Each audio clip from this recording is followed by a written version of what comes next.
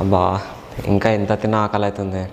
అమ్మా ఏమైనా ఉండవా? అరే ఇప్పుడే గారు అంత తిన్నావు మళ్ళీనా? లోపల ప్లేస్ లేదురా. పాడు జీవితము యౌవనం 3 నాళ్ళ ముచ్చటలేరా. రే సెల్ లోపల ఉండకుండా బయట ఏం చేస్తున్నారా? ఎవరు తెలుసు పోయి అది ఇన్సులిన్ కానీ పోయి అడుగు. ఏమో ఇన్సులిన్ షుగర్ నట్టే బయట ఉంచును ఏంది?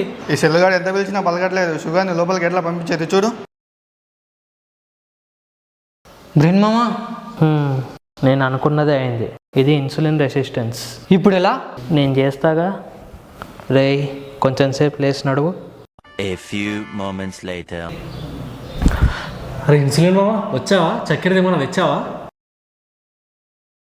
A few moments later.